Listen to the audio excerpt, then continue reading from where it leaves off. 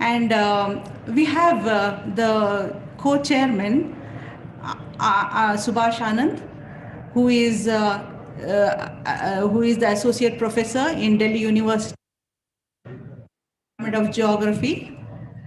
He is also the executive member of IGU.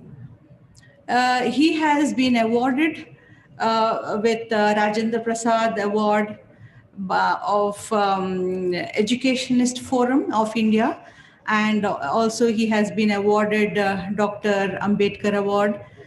Then he has also written 6 books and made many projects and published numerous articles in the national and international conferences and in journals, sorry. And the most important today's speaker, the keynote speaker, is Professor Takashi Ogukai. He is a professor of the Department of Geospatial Science in the University of Tokyo.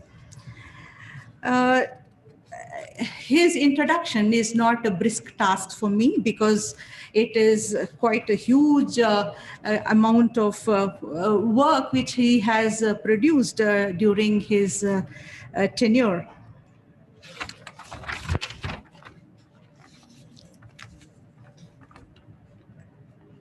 He has his area of research is quite expansive across various disciplines, interdisciplinary as well as disciplinary. His basic interest is in geomorphology, fluid geomorphology, geoarchaeology, and surveying and water quality, hydrology, and global warming. And he has got huge across the border of his discipline. He has done a lot of research. Apart from that, his work has also crossed through the various continents of America, Europe, Asia, where he has done a lot of projects and research work which are extremely appreciable. Takashi Ogukai is a professor at the Center of the Spatial Information Science, as I said.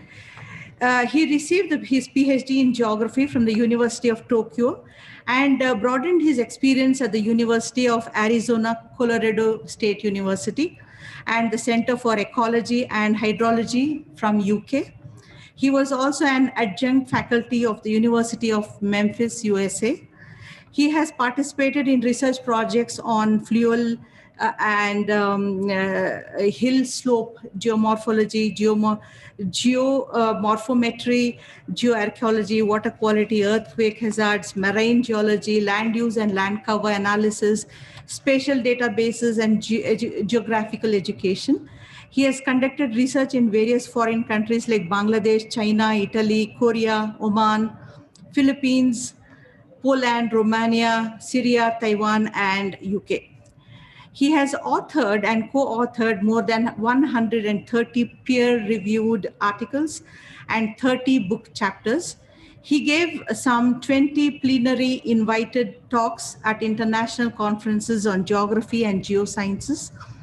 He also gave invited lectures in universities and research institutes in various countries, including in a 2-week intensive course at Savitribai Phule Pune University, India in 2017, supported by the Indian governmental program GYAN.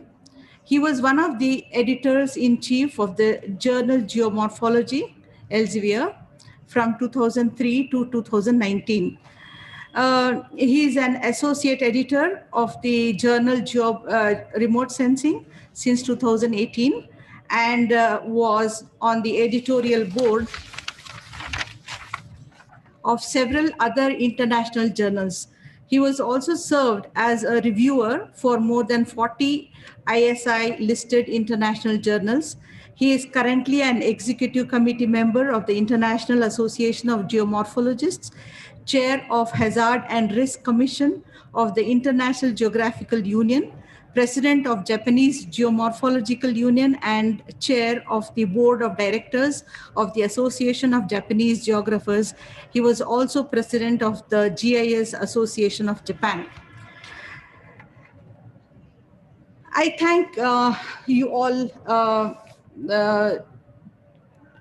the chairs, chairman, co-chairman, and the speaker for joining the session, and I welcome you with a deep pride and humility. And I also expect that the talk goes on with a lot of enthusiasm, and I expect that the speech will also cover not only about the process of the research, but also it becomes our agenda for carrying out future research programs in the experience what Professor Ogukai has made during his time, during his research time. And and now I welcome Professor Ogukai to kindly make his presentation. Okay, so thank you very much for kind introduction. Oh, can you hear me well? Yes. Okay, okay. So first of all, namaste. Yeah, and thank you very much for inviting me to this interesting webinar. I attended inauguration session this morning for you, but early afternoon in Japan anyway. And I was very much impressed. It's more formal and more organized. And oh yes, yes, thank you very much for showing the audiences as well now. Yeah, and I like to mention 4 names now. I need to mention more, but just as a representative. First, I appreciate Professor Chandra Shukla, the main convener of this webinar, and also Professor R.B. Shin. He gave a keynote speech this morning. For two of them, I communicated via email, and they kindly invited me here, and also Professor Subhash Anand. Sorry, first Professor Ashok Hanjagi, and then Subhash Anand, two chairpersons of this session. Thank you very much. So let me start my presentation. So I'm going to share my screen.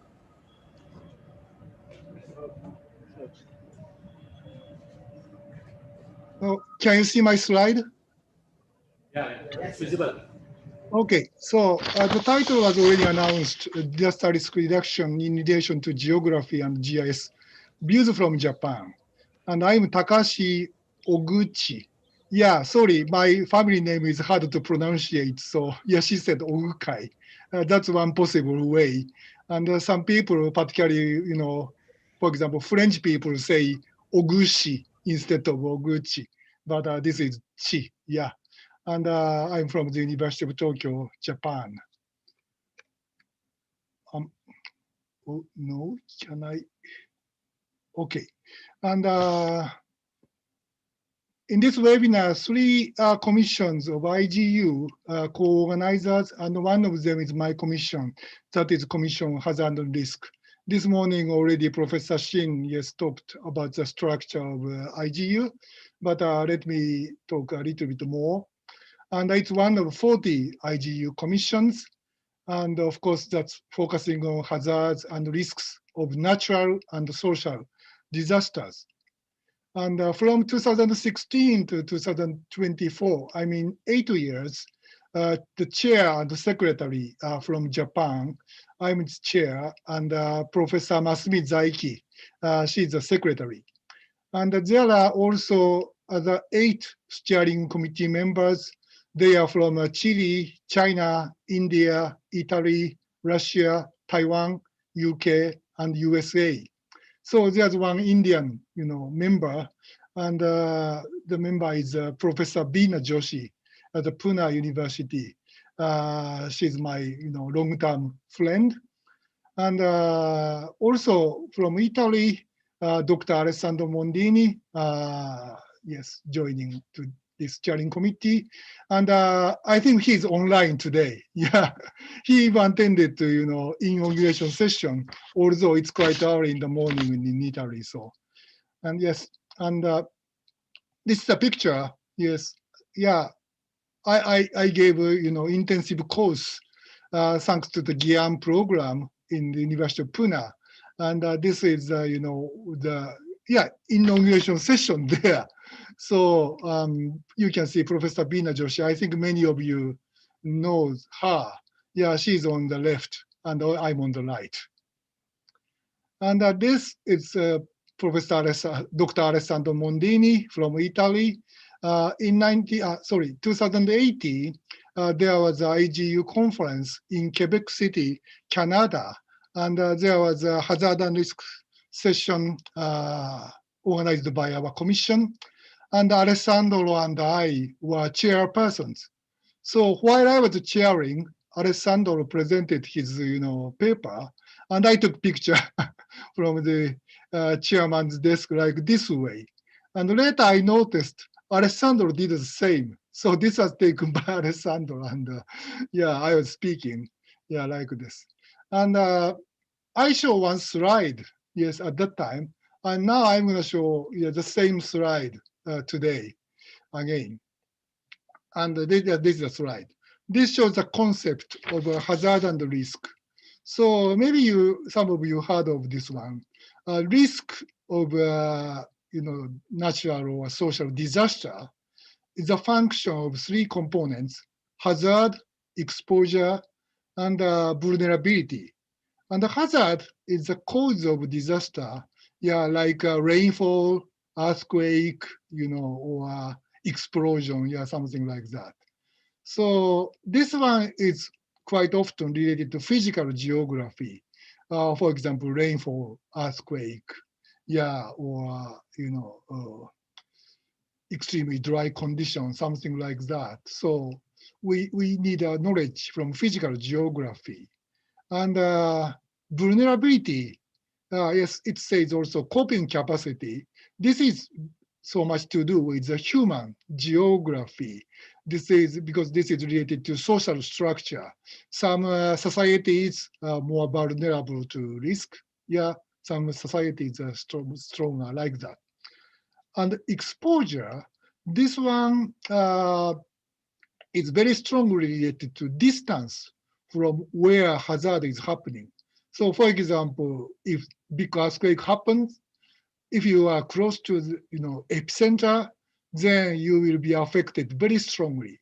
But if you are quite distant from that, then the risk of that earthquake is quite low. So this kind of spatial relationship, this is so much to do with spatial analysis using GIS. So three major components of physical geography, human geography, social, and spatial analysis using GIS. They are very important to understand risk of hazard. So I would say this kind of issue is related to all of geography.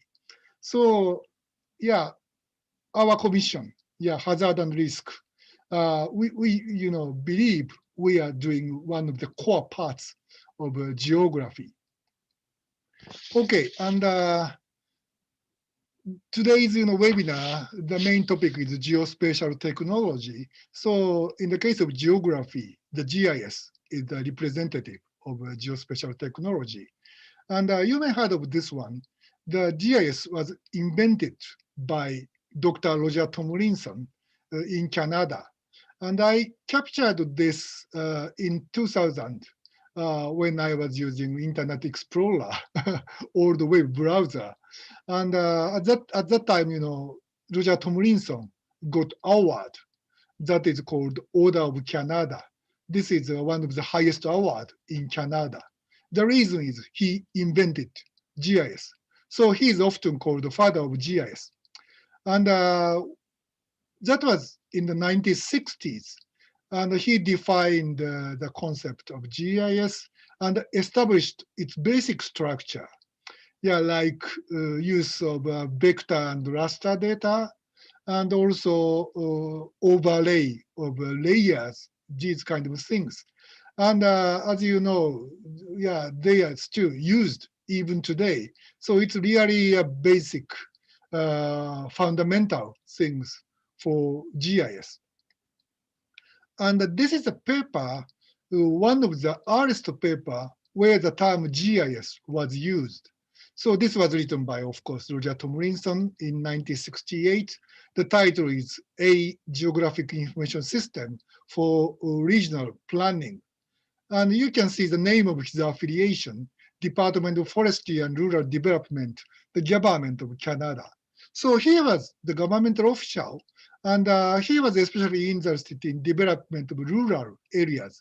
So, this is so much to do with another today's topic, sustainable development. And already in 1960s, many people in rural areas in Canada, especially young people, moved to big cities. Yeah. So there was a depopulation in the rural areas, and that was becoming a problem. So good regional planning to keep a good environment there was necessary. And Roger Tomlinson thought maps were so important for this kind of things, but he was, aware of, the development of computer technology at that time. So he thought maps should be, dealt with computers. Yeah, so instead of analog paper maps, he thought we should use maps in the computers. So that's why he tried to develop GIS. And the system was, named, by, by him, Geographic Information System, GIS, like this one. But this paper was written one year earlier in 1967. So at that time, he used a bit different name, not geographical information, but geo information. Yeah, it's similar, but this is a little bit different because geo can be interpreted in a more flexible way, including geology, yeah, geodesy, geophysics, or these kind of things. So actually he was wondering how to, name the system he was developing. And I once read article, there was also other candidates like EIS and LIS instead of GIS. What is EIS? That is Environmental Information Systems. And LIS was Land Information Systems. So he thought various, possibilities, but finally, Geographic Information Systems. And this is so lucky thing for geographers like us. If it was, EIS, then, ecology people, for example, insisted, oh, that's our system, like that. Yeah. But he finally, named this system geographic or geographical. And I think, one background is he graduated from geography department. So I think he saved geography. Yeah, we really have to appreciate him. Yeah, and GIS became realistic in the 1980s. Although Roger Tomlinson started developing in the 1960s, computer was so slow at that time. So, it didn't, function very well. But in 1980s, computers became faster, and also desktop computers instead of very large computers, so-called frame computers that occupy one room or like that. Roger Tomlinson used that kind of system, but and also company like Esri, yeah, the leading GIS company in the US, started releasing commercial GIS software. So yeah, something like this. Esri, started selling software called ArcInfo in 1980s, and it became a kind of, bestseller. And this one, these, images shows one Japanese researchers trying to use ArcInfo to produce map like on the right. So it's a much kind of simple map, and it's command driven, not like GIS today on the graphic user interface. So you have to type all the command like image on the left side. So it was much more difficult to use, and but still in the 1980s, people started using this kind of system. And this one was taken from one textbook published in 1998, and this shows 50 states in the United States when they started using GIS. So it's a kind of governmental introduction application of GIS. And the graph shows the introduction of groups using GIS, also systems, I mean software, hardware, also permanent staffs. So there are different, kind of change, but overall, from the mid 1970s till the end of 1980s, many US states introduced the GIS. So mainly in the 1980s was the time of propagation of GIS in the United States. Yeah, thanks to software like ArcInfo. And more rapid propagation of GIS occurred since the 1990s. That related to newer software that can be operated on the graphic user interface, like Microsoft Windows or Mac OS. For example, Esri released ArcView for Windows in the early 1990s. So this is the, I captured in the 1990s when I was, handling special data of Poland. So you don't have to use very expensive specific computers. At late 1990s, yeah, you can use normal PC and also Windows OS to do something like this. And also I used another software, Idris for Windows. This is good at both remote sensing and GIS. So I try to create the bird-eye view in a part of Siberia. Now you can use Google Earth or Google Map, very easy. But in the 1990s, no such service. So I spent the time to produce something like this from satellite image and digital elevation model. And now I like to talk the progress of GIS in Japan. And one unique thing is it's related to disasters so much. And it's different from other cases. For example, Roger Tomlinson, I think he didn't think much about disasters. For him, decrease in the population in rural areas and general environmental conditions there, that's his interest. Also in the United States, when the states or universities introduced GIS, yeah, mostly it's related to, for example, structure of cities, urban planning, such kind of things, rather than disasters. But in Japan, historically, GIS is so much to do with disasters. And the beginning is this one. This picture shows the gas explosion in Osaka in April 1970s during subway construction. Yeah, Osaka is the second largest city in Japan, next to Tokyo. And because of this gas explosion, 79 people died and about 400 people injured. So it was a big accident.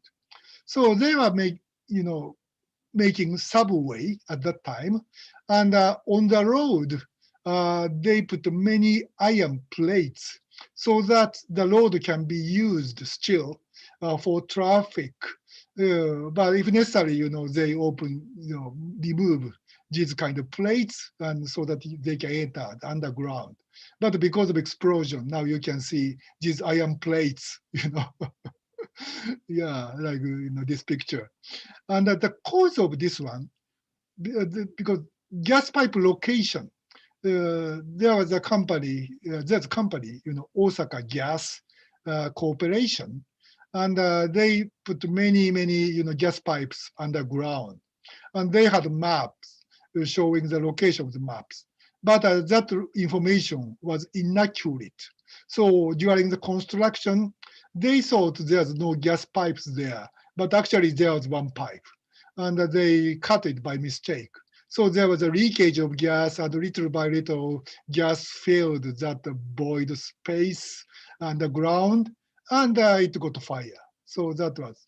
So after that, the gas company realized, oh, we need to have better, more, organized information about the location of gas pipes. And they thought they should use digital maps instead of paper maps. And then they started AM, FM. What is AM, FM? It sounds like something like this, radio. Why India loves the radio? You may answer. But I know there are so many, radio stations, like a community radio station in India or like that. So, well, what is AM, FM? So it's like this. Somehow I got image from an Italian organization, association using AM, FM, and it's abbreviation of automated mapping, facilities management. So this is something like GIS, but focusing on mapping and also facilities management. Yeah, rather than complex spatial analysis or like that, And AM/FM actually developed a little bit earlier than the GIS. Even in the 1970s, people started using AM/FM. So the Osaka Gas Company introduced this one, and also other gas companies, or even electricity companies in Japan, they introduced AM/FM in the 1970s. So this is one article in Japanese. Sorry, you see only very mysterious characters for you, but in the title you see AM, FM, GIS. And also in the main text there are some, English like total utility mapping system, something like that. And in this article, they introduced a case of Tokyo Gas Corporation, and this is one of the figures. So in that computer system, AM, FM, the detailed location of gas pipes with load information. Very often, gas pipes are located below roads, are shown, included in the system, and this shows the results of printing. So the part of the data can be printed like this way, and of course, this is much more accurate and more organized than the lots of paper maps they used to use. And one interesting thing is, other than AM/FM, GIS propagation in Japan was much delayed than that in Western countries till the mid-1990s.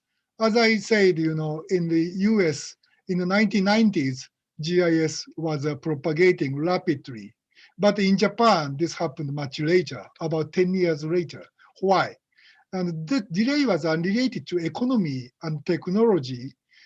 Particularly in the 1980s or earlier, GIS costed a lot. So you need to spend lots of money. But Japan was rich. Yeah, today maybe still rich, but not like before. And of course, so there was a so-called bubbling economy in the 1980s. So during that time, Japan was one of the richest countries in the world. So there's no money problem at that time. Also, Japan, yes, was famous for the high-tech industry. So, so my hypothesis is Japanese traditional mentality was a problem in this case. So I, learned geography from one of the professors at the University of Tokyo, Hideo Suzuki, and he, showed us many interesting ideas. So I'm introducing one of them. But this is a picture taken in 1983 when I was undergraduate. And Professor Suzuki is here. Yeah, this person. Yeah, and other people are mostly undergraduate students, also graduate students. And this one, Professor Suzuki is on the right, and left side is me when I was 20 years old, much younger. But I was honored, to sit on the immediate side of Professor Suzuki. But anyway, his idea, uh, he classified religions in the world into two types. One is forest religions, and this includes Buddhism, Taoism, and Hindu, Indian religion. And these forest religions or culture based on these kind of religions, people tend to see small areas and interested in details, and they tend to make vague decisions because they, you know, um, they, there's no need to move a lot while living in a forest, because in a forest, almost everywhere, water is available, plants are available, animals are coming. So you just stay there. And you tend to get a very detailed knowledge about small areas. And you know so many things about the details, but you don't have to move. No move means you don't have to make serious decisions. So things tend to be vague.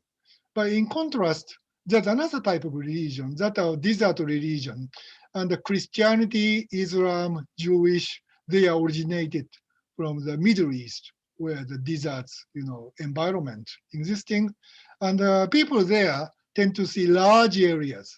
And because, and they have to move around to get resources, water, etc. So they're interested in large areas, but necessarily they tend to be rough because they have no time to see details and they have to make clear decisions like that to survive. So these kind of religions give lots of influences to us, and they affect lots about the way of thinking of people.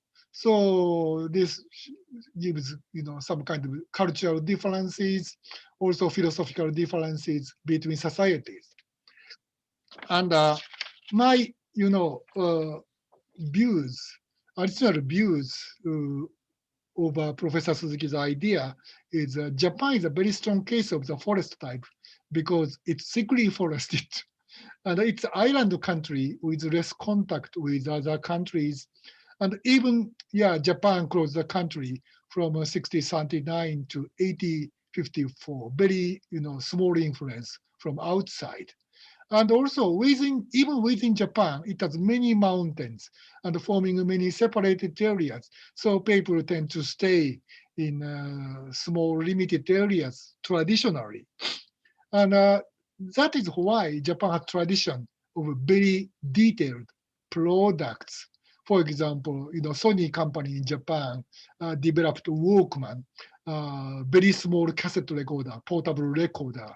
And at that time, other people in the other country was really surprised why they can put all these things in this small place, That is kind of Japanese tradition. But also we know as a vague decisions. We don't say clearly yes and no like that. Also, our immigrations are much more limited. For example, Chinese people tend to immigrate a lot, Korean as well, but like that. So, and early GIS in Japan, the biggest advantage of early GIS was handling, analyzing broad areas, thanks to virtual data and computers. Although studies tend to be rough because data resolution was not high in early days. Also, computers were not so fast like today. So it's kind of broad scale analysis GIS were good at. And this is great for people with desert region background because the GIS enables to see broad areas even if they're rough. But that was against the Japanese forest way of thinking. We wanted to see details of the small areas. And so in Japan, in 1980s, for example, detailed field work was more appreciated. And I was a graduate student at that time, and I started working, doing something like GIS about the morphometric work. And actually, I was criticized by some geographers, right? Why you don't go to the field to see realistic things? And they said computers, don't tell. Real, they are all virtual, like that. So yeah, so that was the situation. But today, geographers in Japan don't they say they appreciate GIS, so there's a big change. And there's additional factor. There's a samurai spirit.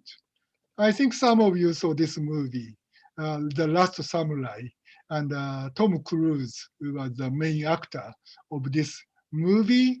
And Tom Cruise was, yes, he came from the US to support the new government of Japan, but he met some last samurais. That's kind of older people there, and somehow he joined that, samurais group and started fighting with, new government.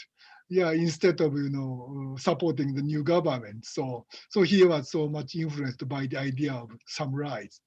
And there's one important thing: samurais should fight using only traditional tools and methods.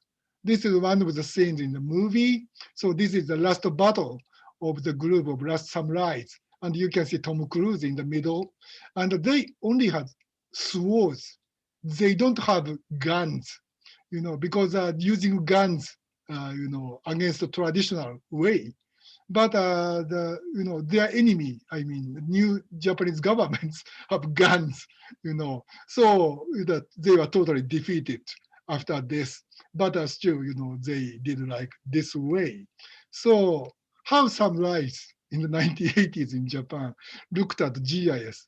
So GIS is against the traditional method of geography, and it's a cunning tool for lazy armchair geographers.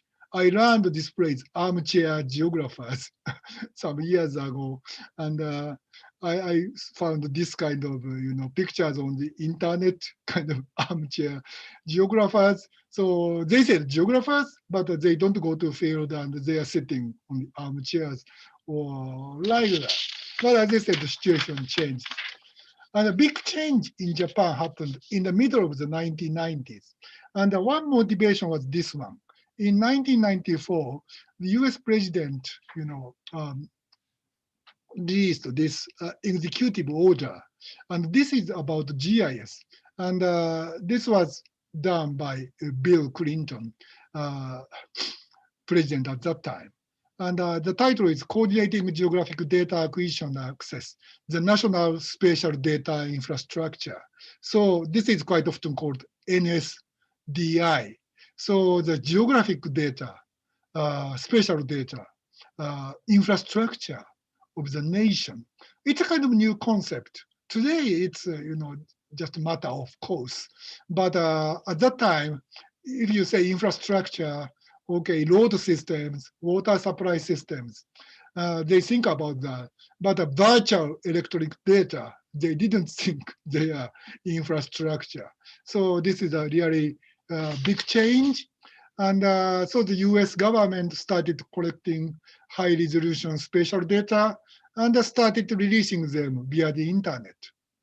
So the Japanese government, influenced by this executive order, the Japanese government quite often just follow what the US government is doing. And also another thing is disaster. Hanshin Awaji earthquake. Very often this is called Kobe earthquake. This happened in January 1995, and about 6,000 people were killed. Yeah, here you can see the collapse of an elevated road like this. And when this happened, some special data, the GIS available at that time, were used for rescue and mitigation from this disaster. And the national government of Japan, through this experience, realized the importance of GIS. And they thought, oh, we should have, developed GIS much more. Then we could have done much better for the mitigation of this Kobe earthquake.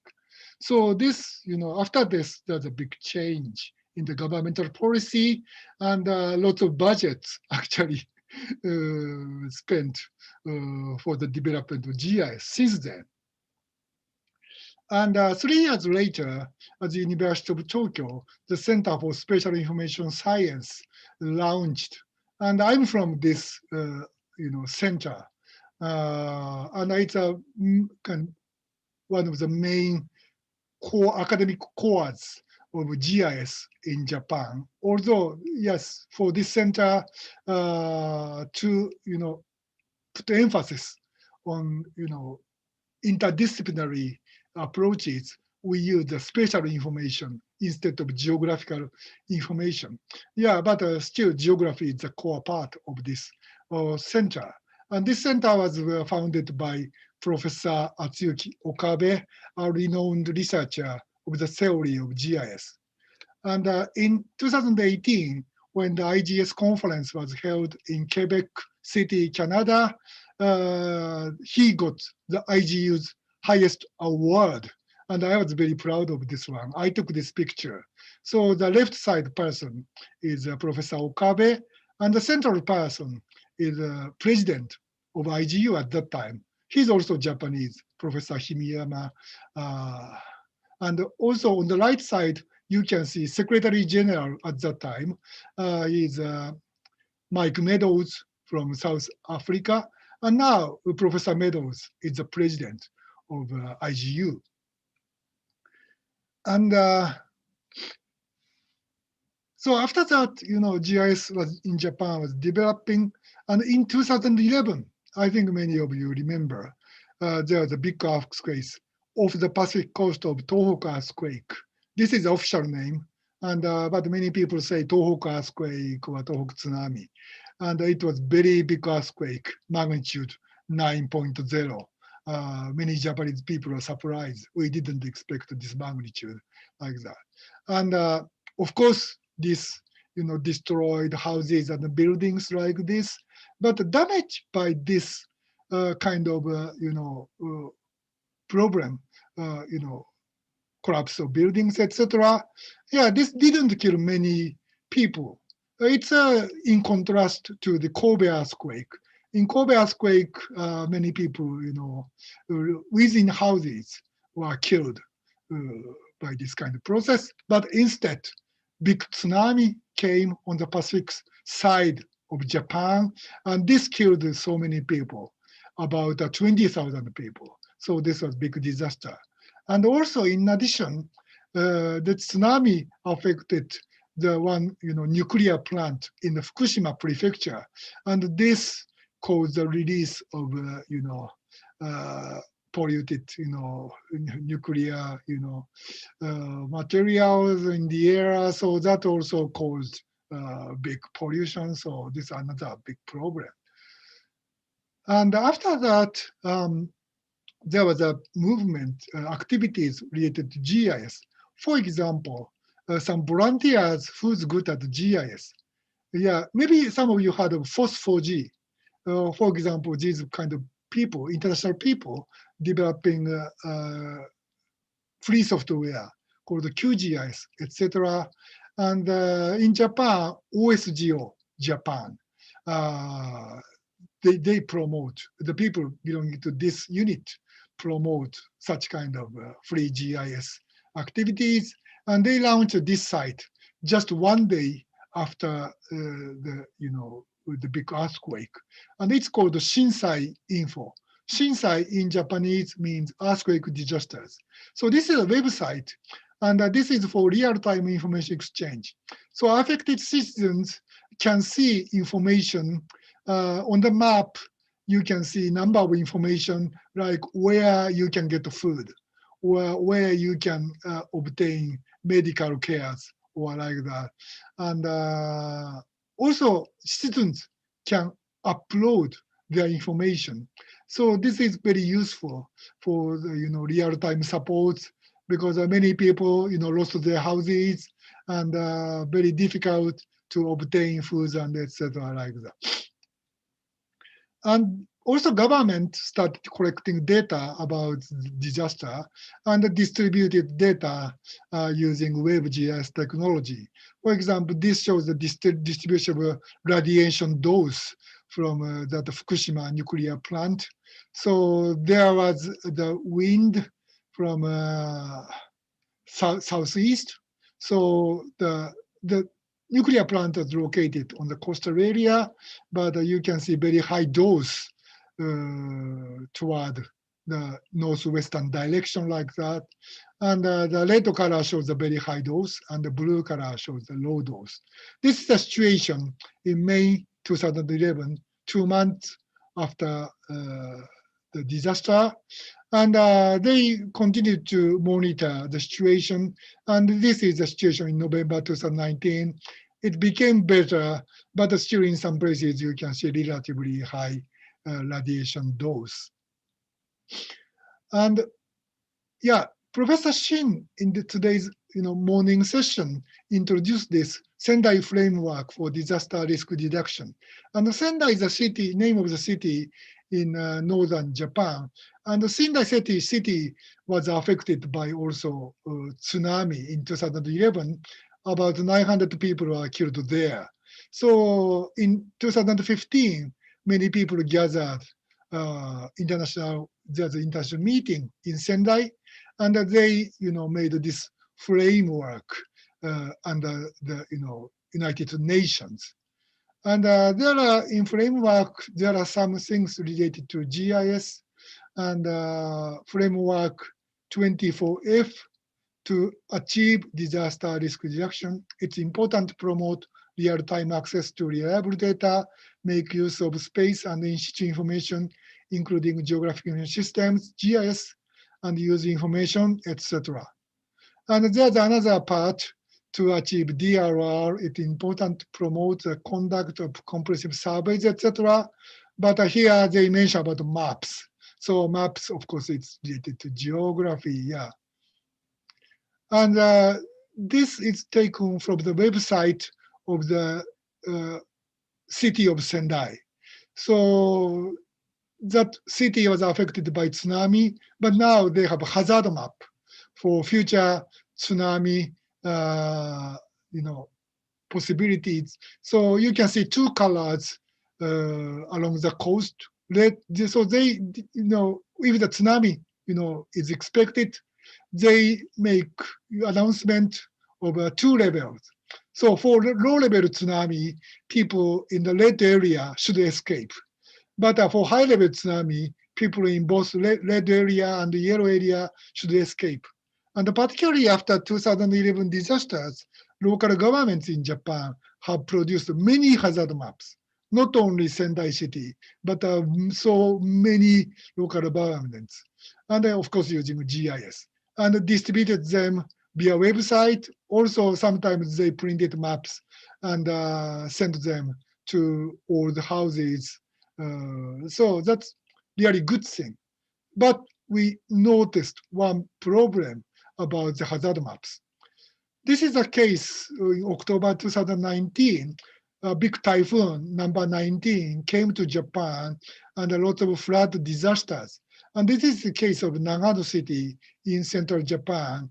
And there was a breakage of the levee along the Chikuma River, and a flood happened like this way. And in this case, of course, lots of houses were inundated, but I don't think somebody was killed here. Yeah. So the warning system worked in a sense, but there was a big problem here. there was a depot of bullet trains, and Japanese bullet trains. It's called Shinkansen. That is known for very fast speed and efficient transportation. So the Nagano city had a railway of this bullet train, but the depot was inundated like this way. And each Shinkansen train, cars are so expensive because a lot of high-tech technology was used, and also very weak to this kind of inundation because so many electricity there. So all these trains, they after the floods, they checked the condition, and they found it's impossible to recover them. So they have to abandon all of them, and the total loss was about 500 million US dollars. It's really huge loss economically, and it's easy for them to escape these cars before inundation. You can see railroad tracks, elevated one, so it's free of inundation like that. So just they moved the trains there, then all of the cars were saved, but they didn't do that. And the problem was that depot was located in a possible flood area predicted by this hazard map already made before that flood disaster. So here, red area shows low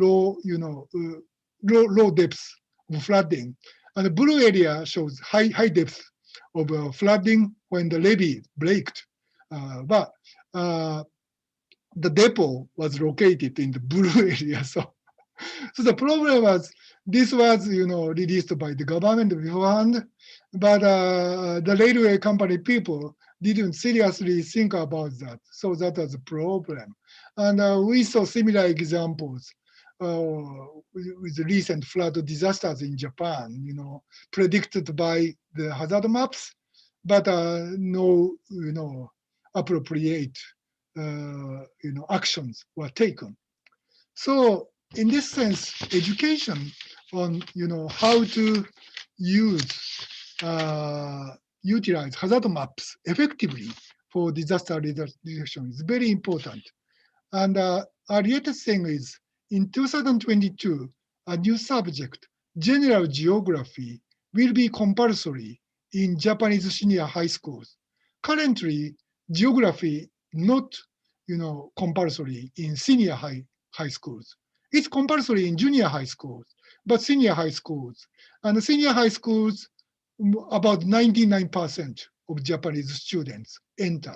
So it's not a compulsory education, but really, close to the mandatory. So this is a big change. And the new subject puts strong emphasis on principles and applications of GIS compared to current GIS subjects, geography subjects. Also put emphasis on natural disasters and environmental issues. So students will soon use GIS to analyze the disasters and the environment. So it is a good direction. But I think not only GIS or geospatial technology, but as geographer, I like to put emphasis on traditional wisdom and also careful observation of landscapes. They are also important for DRR. I like to introduce a case in Hiroshima, and this is called the Yagi area. And in 2014, there was a rainfall event, and lots of debris flows happened like this way. But the Piedmont areas of this mountain was so populated. So about 80 people were killed by this disaster. And after that, there was a news. I took this from the TV news, and this is the showing all the place name of this place. But that was shortened before estate development of this region. And you can see 7 characters, complex characters in Japanese. And so it's, no, but let me explain what this original name mean.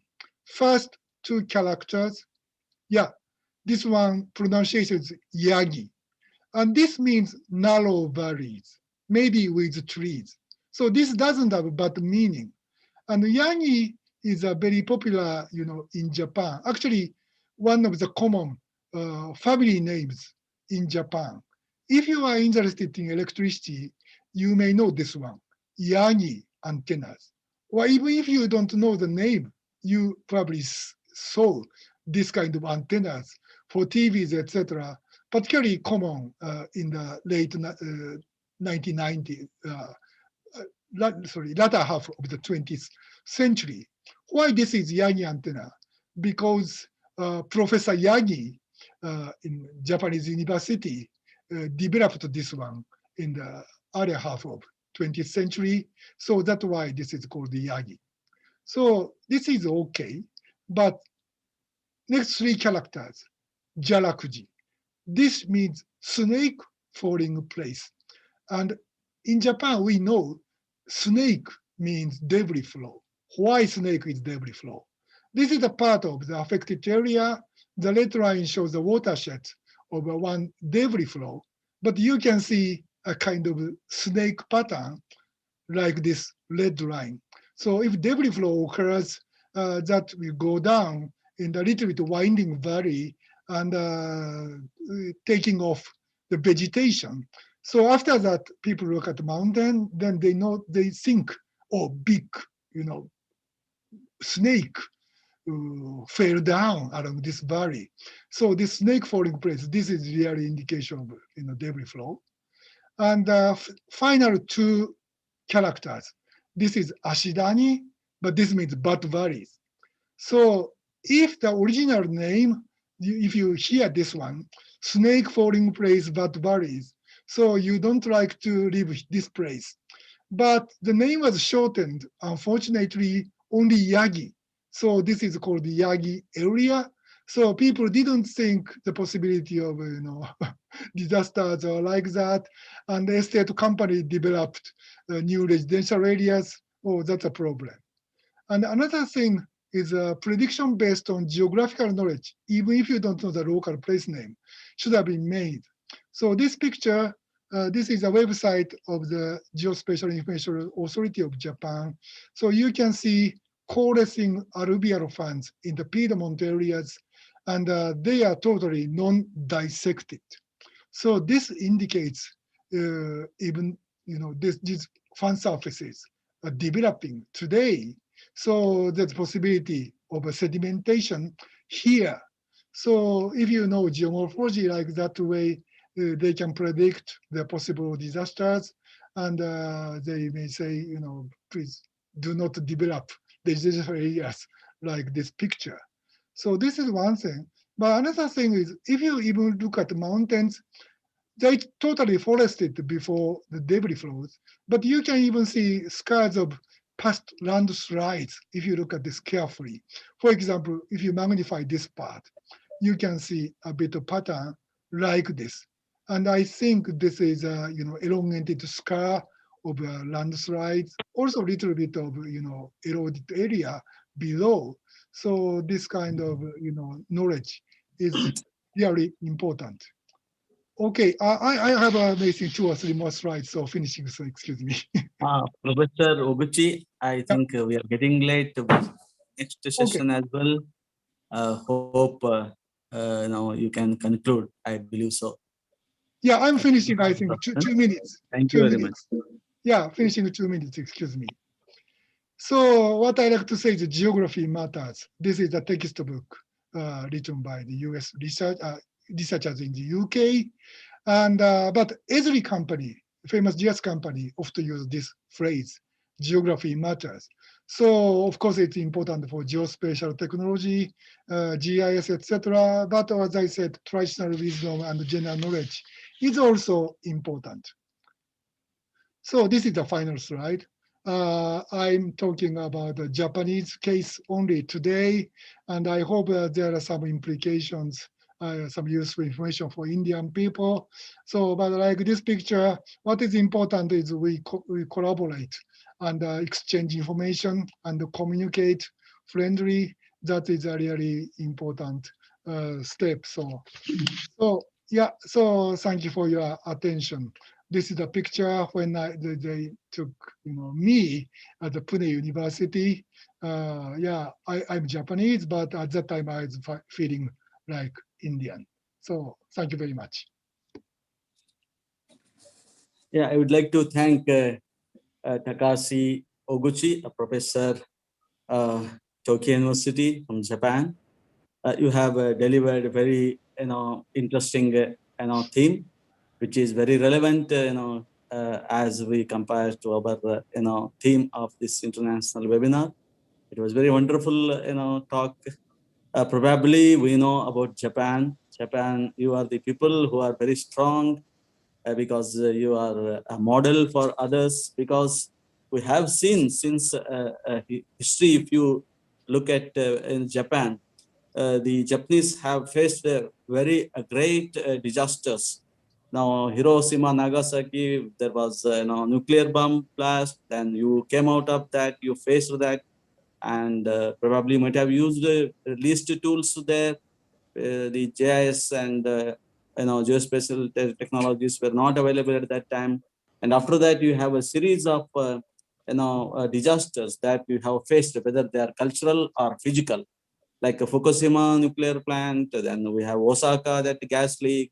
You have that Sendai tsunami hit. Then you have lots of typhoons, cyclones, whether it is hydrological related, meteorological related, or any it is related to biological disasters. All you have faced very successfully, and you have built up a kind of a very good a system of developing disaster risk zones and vulnerable zones, and people are aware that you are located amidst the disaster zone.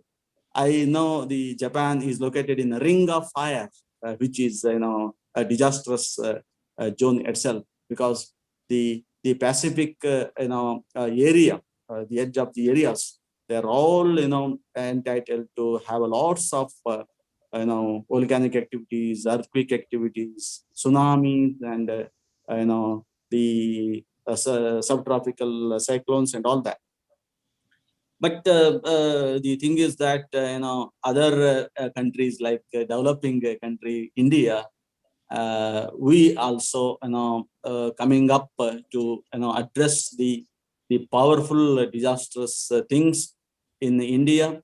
But the disastrous things in Japan and India, probably they go in a different way, in a different style, because in India being a vast country in South Asian zone, we have different kind of disasters over here in a different kind of seasonal wise.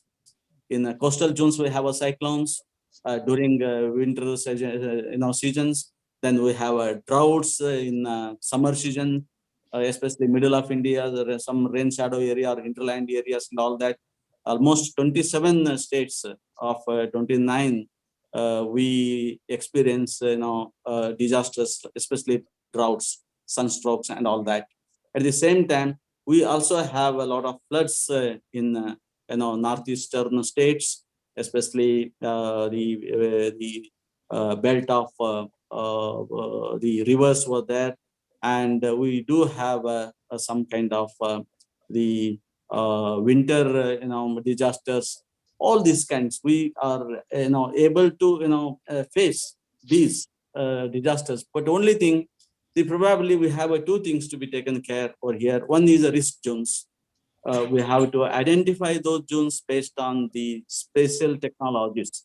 Like as you mentioned, we were talking about the propagation of this GIS. The seedling happened in Canada, then it moved around, then it started in United States of America, then moved to Japan and elsewhere. Like that, the GIS it is diffused, and these days we have a very good, essential, very important, very strategic tool. It has become. It has become a decision-making tool. Sometimes, we can use this tool to address the major issues relating to disaster risk, disaster monitoring, disaster mitigation, and combating the many, the disastrous situations, happening maybe in India. At the same time, the vulnerable groups are very essential here. The vulnerable groups are mostly of marginal farmers, especially in India. Then we have the people who are staying in slum areas, especially in cities. We do have people of aged people, and we have the poor people, very economically very poor people, because they don't have good access to water, sanitation. They don't have education. They don't have health facilities. They don't have accommodation and all that. These people are directly exposed to the disastrous things, especially meteorological, hydrological, whatever it is. But things are taking place. Like disaster management cells have been opened in India, like we have in the Karnataka State KSNDMC, that is Karnataka State Disaster Monitoring Cell. Then we have Indian Meteorological Department. We have a NDMI. Many things, we are developing. The tools and techniques are improving in India, and awareness is being, created. Then we have a very good team to monitor and disastrous things to combat this, disasters and all that. I hope in the days to come, we need to, equip more and more using these geospatial technologies tool, because we know all 10% of the total population of the world are poor. They can call them as a vulnerable group. So we have to take care of them. And among them, there are women and children. So these days we have a data with us by World Bank, maybe some meteorological department of India. Most of the people die is children and women. So hence we have a lot of responsibilities as a geographer, as a geospatial technology people. We have a lot of responsibilities. Then we have to take care. With this, I appreciate you, sir, for accepted this invitation and delivered a good lecture. And I thank the organizing committee, Professor Chandrasekhar, Professor Asima, and also thank Professor Anand Subhash being with us as a co-chairman. Thank you very much. Over to Asima. I request Professor Subhash Anand and Professor Ashok to just see some of the questions which are relevant, and let us have the question and answer session now. And if you can just check in and just we'll see which questions which could be forwarded for Professor Takashi Oguchi. I'm sorry, Takashi, because I made a lot of exercises to pronounce your name properly. In fact, I was thinking whether it is Yoguchi or Yogai. I did not know. So I made some efforts in Google to see how to pronounce the word. So I thought I will be appreciated. But Thank you very much for your effort, lots of effort. But anyway, I am sorry for the wrong pronunciation. And so I request you to please attend to some of the questions and answer to these questions.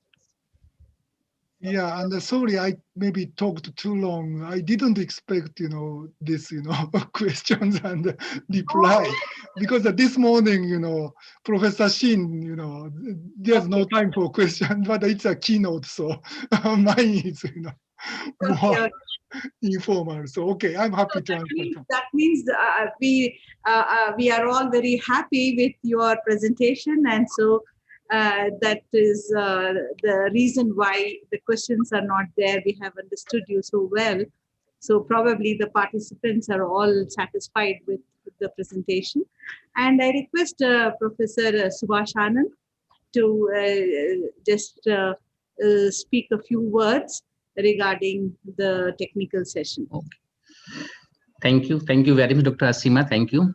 Respected chairperson of the session, Professor Ashok Hangchi, the keynote speaker of the session, Professor Takashi Uguchi-san, and organizer of the webinar, Professor Chandrasekhar, and Secretary General and Treasurer of IGU, Professor R.B. Singh, and many more other faculties of the department and all participants. Really, no doubt, it's a very nice presentation, nice lecture given by Professor Takashi. Professor Takashi, just you have talked about it very well about the experiences which you have put it from your country, Japan. And really, it's a matter of the fact that if we put a glance over the world map and in historical data, in last 20 years, since 2000 to 2019, the number of occurrence of extreme events and disaster have been increased 3 times, but their severity, intensity has been increased 8 times. That is a matter of the concern that no doubt day by day, year to year, the occurrence of the disaster have been increasing and putting a lots of pressure and threats to the before the world community. And no part of the world is untouched by any disaster. Because you know that during 20 years, 2000 and 2019, 7,348 disaster events have been occurred. And that is have been increased, and around 1.23 million live claimed there. The people were died. Huge economic devastation have been taken place there. But if we see that continental wise, we found that out of the all continent, it is Asia, our own continent, which is most vulnerable in terms of occurrence of the events, occurrence of the disasters. And mainly countries are China, India, Philippines, Indonesia, and Japan. The question is that when the one side the events have been increasing, the disaster has been increasing, what is the solution? Solution is only one, which you have put it here. That is the application of geospatial technology, geospatial techniques. That is GIS, GPS, remote sensing, high resolution, spatial data, big data, and drone technology. But I think these technology are not sufficient at the point of the time today. Because no doubt these technology are playing very significant role in reducing the impact greatly. But if we want to achieve our all sustainable development goal on the time, that is 2030, if we want to get the success of our disaster risk reduction Sendai framework, if we want to get the success of Paris Climate Agreement, we have to be developed our higher level of technology advancement. Means there is a dire need to develop the higher level of technological advancement so that the impact of the disaster can be reduced to greater extent. Because nowadays it has been found that there is a disaster having the characteristics of low probability, high impact. It means what is the solution of that? If disaster is occurring having the characteristic of low probability, high impact, so it means there is a no doubt there is a requirement from the side of the technological sphere to get the proper probability and predictions. So that is why I think today Professor R.B. Singh always say that the events have been occurring having these characteristics, low probability, high impact. Because if we see the Indian experience, around 68% of Indian land mass is highly vulnerable to different degree of drought. 57% is suffering from earthquake, 12% of flood. And apart from that, our more than 5,000 kilometer length of the coastline is very prone to tsunami and cyclone. It means in the Indian context, we have to be developed and apply the higher level of technological advancement. And no doubt, you have put it a very good examples, successful stories from your own country. Either it's a flood management or earthquake, tsunami, or it's a radiation dodge, or it's a nuclear blast. But what about the situation? As the Professor Ashok was saying, that no doubt India is highly vulnerable as compared to China. How? Because we don't have the same advancement and same level of technological advancement as you are having in your own country. But no doubt that we are always, and we should be always positive for overcoming the problem and having the positive hope.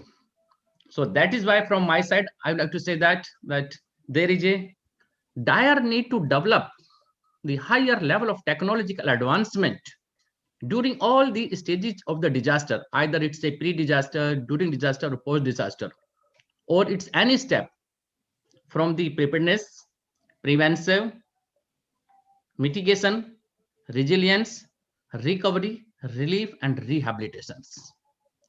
And if we applying the higher level of technology, I can say with my full confidence that to greater extent, we can reduce the impact of the disaster, because we can't stop the disaster, but certainly we can reduce its impact, because we have already seen by your lecture and by your presentations that how we can reduce its impact.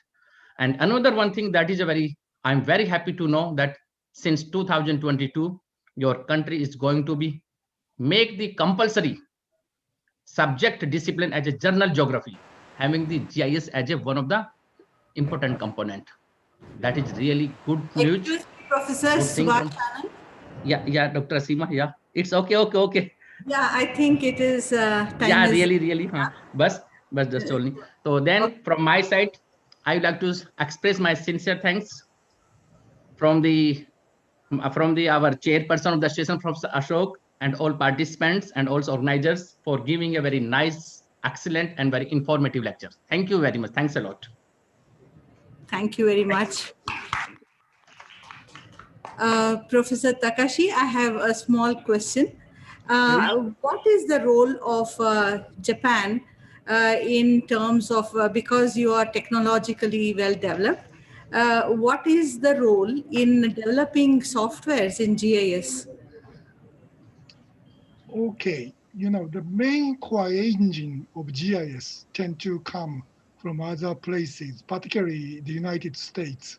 For example, I introduced Esri company, and there's a branch of Esri, for example, in Japan.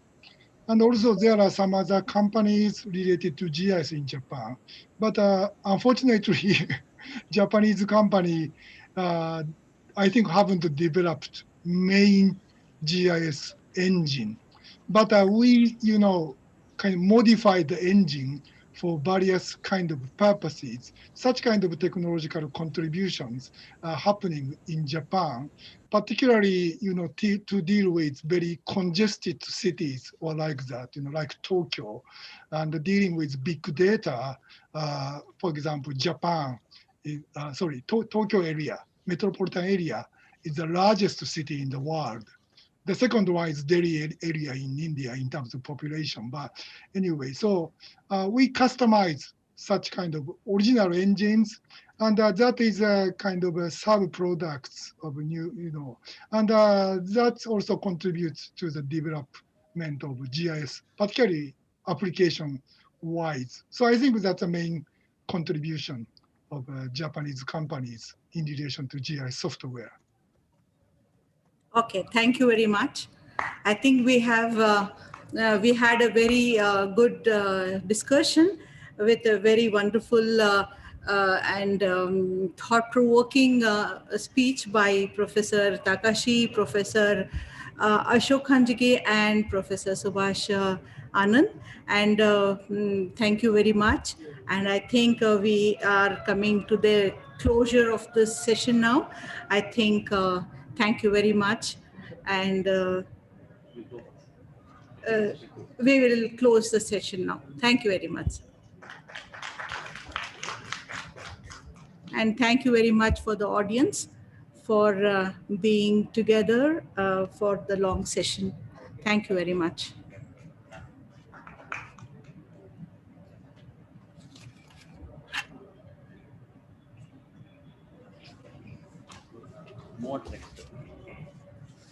Thank you, ma'am. Moving on towards the next session. In the end, our society will be defined not only by what we create, but also by what we refuse to do and also by what we destroy. The idea of safe city has to do with the mindset and not just the infrastructure. Yes, geospatial technology for sustainable cities and communities is going to be the theme of our next technical session of the day. Now, I would like to call our next session coordinator, Dr. S. Arundas, Professor, Department of Studies in Geography, University of Mysore, to proceed the session. You can continue. Nagesh is there.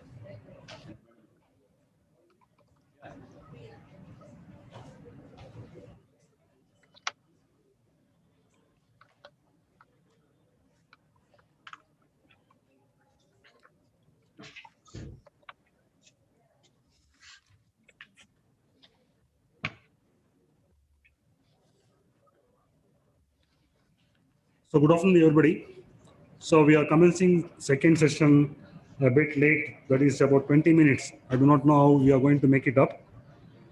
So I would like to introduce the key speaker, Maria Jose, as well as the chairperson, Professor B. Srinagesh, and Professor Arvind Mulimani.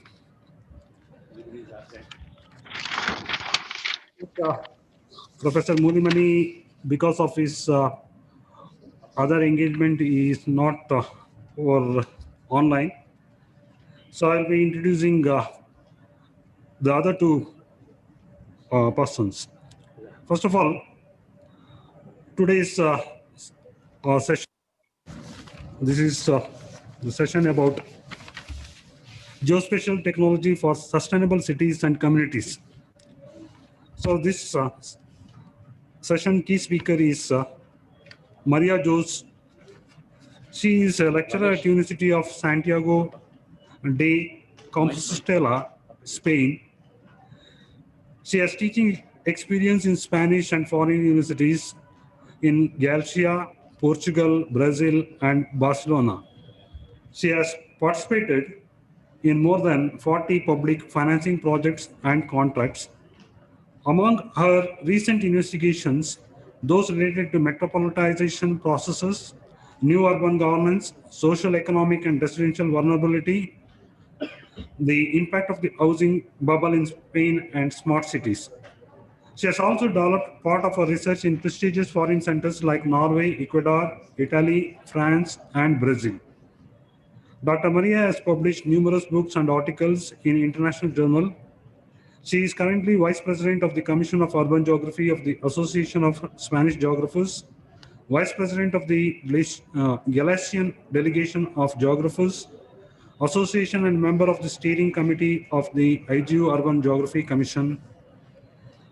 And she is actively involved in many research activities and attending many conferences and workshops. So to introduce about Professor B. Srinagesh, he is an associate professor in Department of Geography, Osmania University, and he has more than 20 years of research experience and teaching experience. He has published and presented many research papers at national and international conference, seminars, and workshops. He has completed a major project as principal investigator on globalization, climate change, and its impact on health. Health mapping of Andhra Pradesh, sponsored by UGC. So, with this, I would like to begin the session, and I invite Professor Maria Jose to take on the mic and to continue. Thank you. Okay, thank you so much. I will share the screen.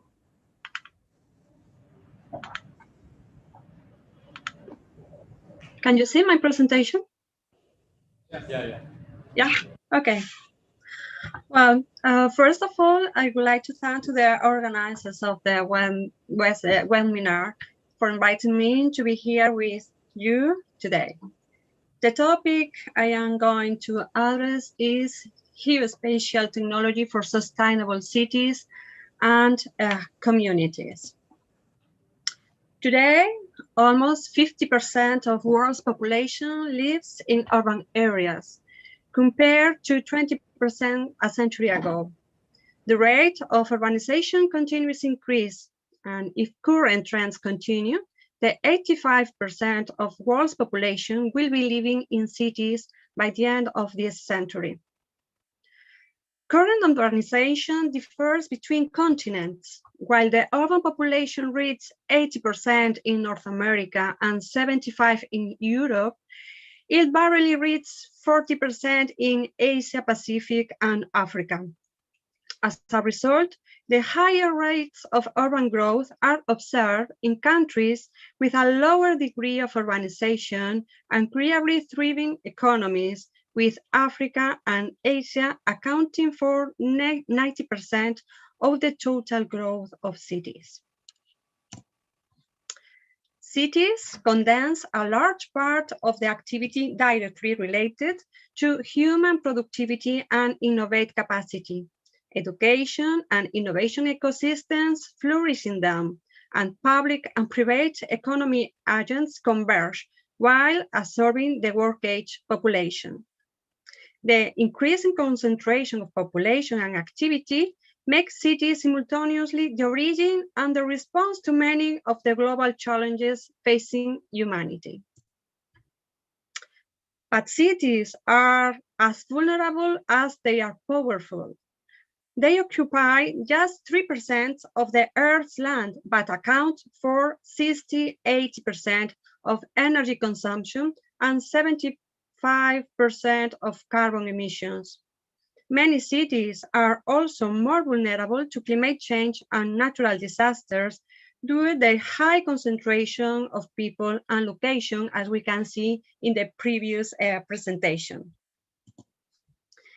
In this context, the sustainability of our cities is in question.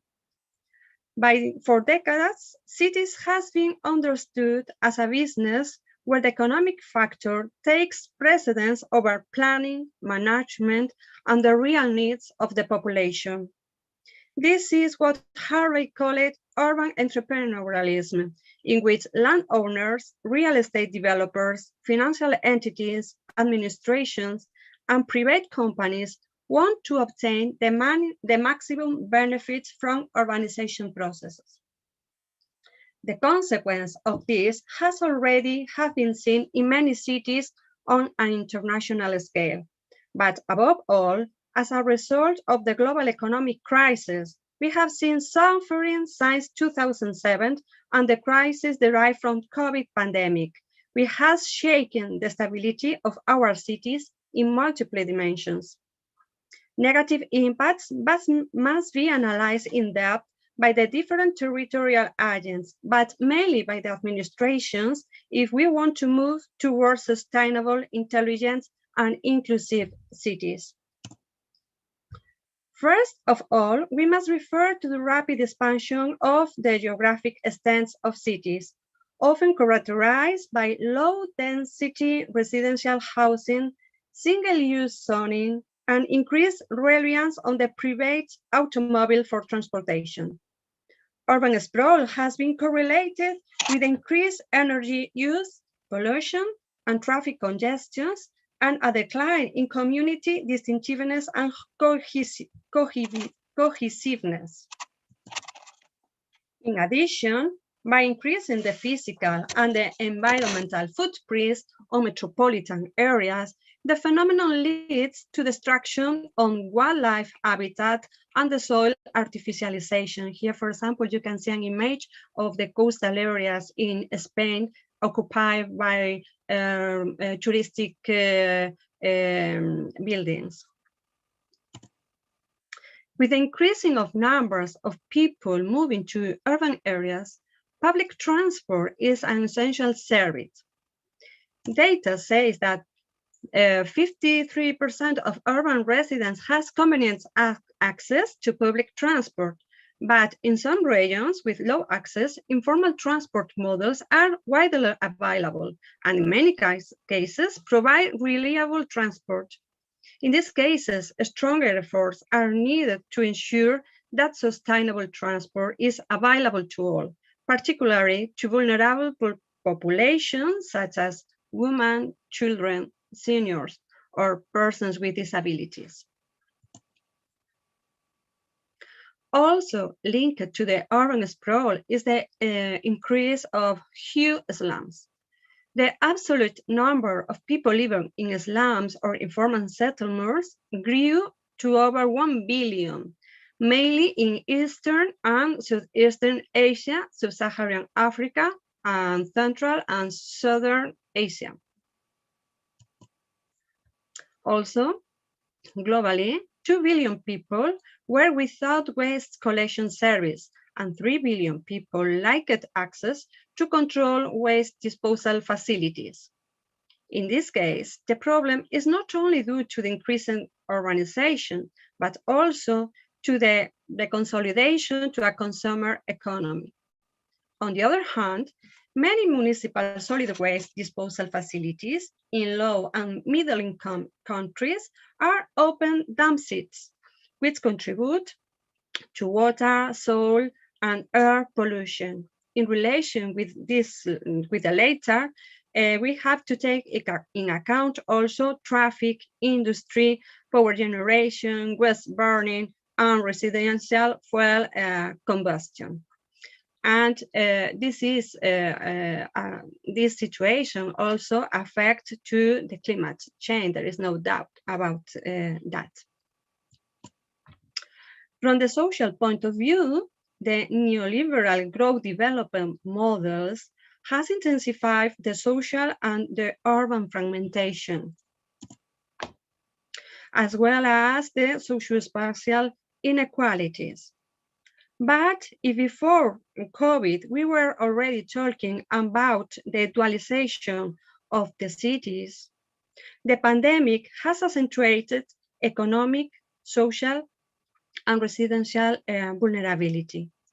Experts say that the open public spaces, for example, make cities more inclusive, but the reality is that many residents are not within easy walking distance of them.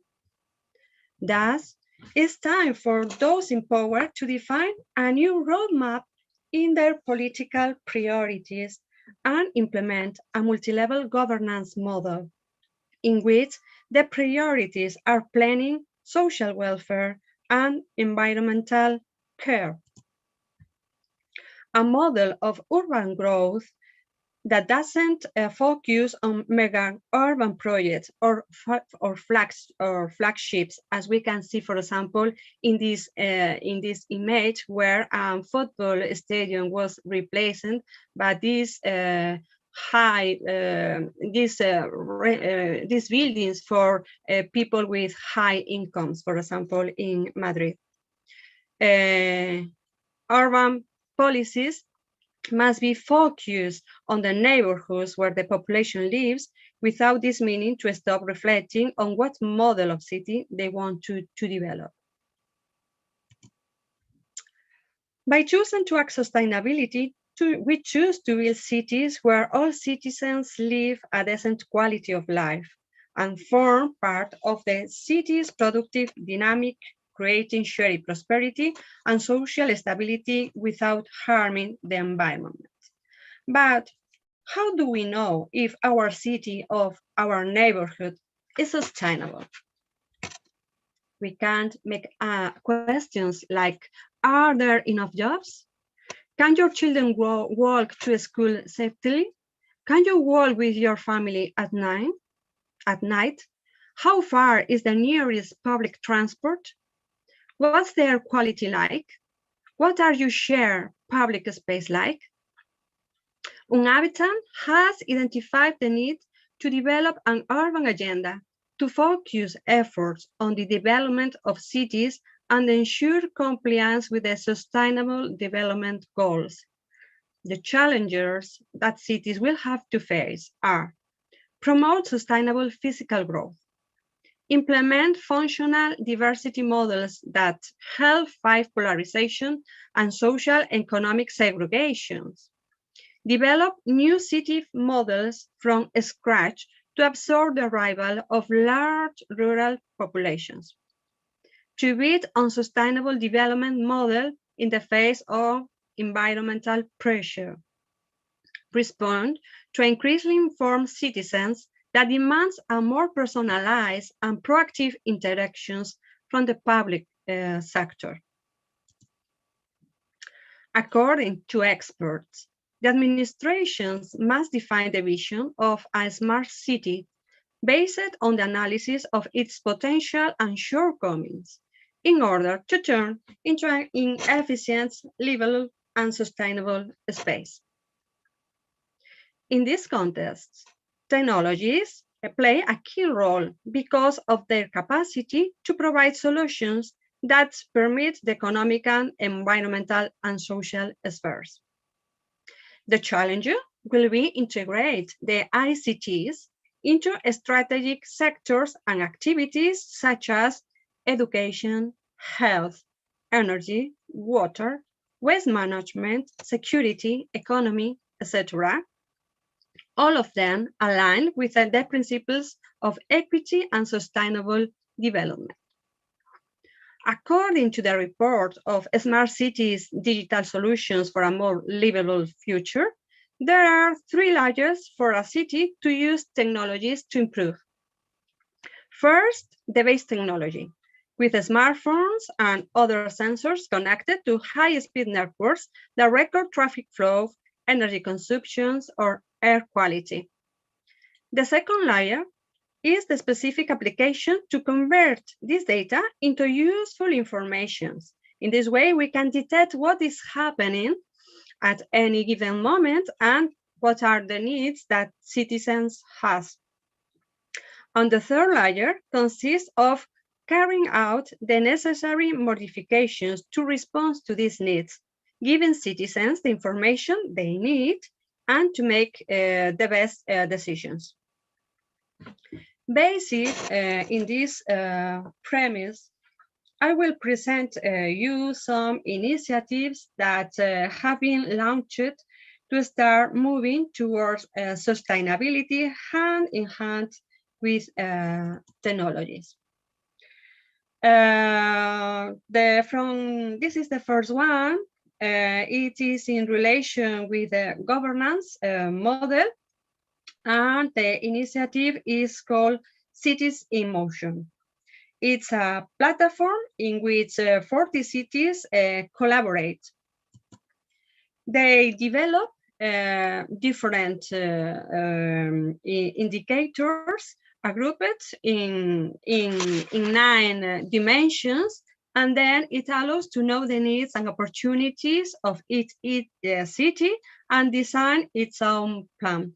Here, for example, in this, you can see in this screen, you can see the 9 dimensions, and also, well, in relation with the indicators and with a algorithm, they develop a ranking of cities that are the best, for example, in relation with economy, human capital, social cohesion, environment, governance, urban development, international outreach, technology, or mobility, for example. In terms of urban planning, in the face of urban sprawl, the concentrated city is once again being promoted. However, the fear of future pandemics is causing a rethink of segregation and low-density urban developments. However, I believe that cities should experiment and become laboratories to find new solutions that continue to take advantage of density as a fundamental ingredient of urban well-being in the face of segregation. In this sense, there are initiatives that are committed to the vertical city. The vertical cities will house services such as housing, offices, clinics, shopping centers, gardens, and green transportation, including elevators to move vertically and horizontally. Some of these services could be even suspended in the air. Well, here you have these different vertical models of buildings to find a solution to the urban sprawl that are developed during many decades in these cities, in Latin America, in Europe, everywhere. Other initiatives, less extreme, are committed to a city model in which the inhabitants have all the services and facilities they need within a 15 minutes walking radius. In fact, you can see here, for example, this is the model that has been taken into account to establish the capacity of Madrid in Spain, in Madrid pavements during COVID de-escalations through geographic information systems. Well, you know that during this period, people can go out for short time. And with the GIS, well, the geographers calculate what services and what facilities the citizens have in a radius of 15 minutes by walk. So it was very important to define and to design the policies of confinement or the confinement in the city. Well, we are also experimenting with a building typology.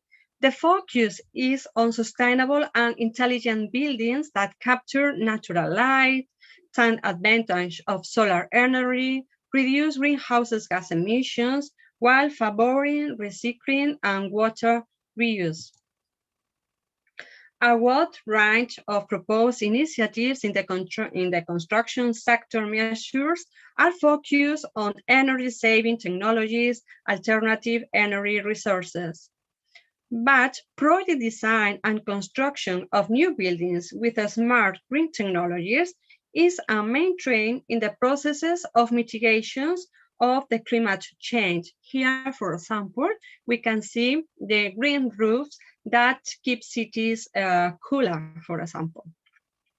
These technologies are also applied to take care of parks. Here, for example, you can see how with sensor we can measure at the level of, for example, the irrigation in the public parks. And also, for example, in the urban gardens like this one, creating a welcome environment and giving rise to what is known as affective urbanism. Other cities are committed to implementing tactical urbanism, short-term actions that are wanted to test the feasibility of making substantial change in public space in order to generate debate on the possibility of doing so. As opposed to a symbolic relationship with the space, which promotes the traditional city, the sensitive experience of Spain is promoted with more natural proposals that include cost reductions and sustainable principles.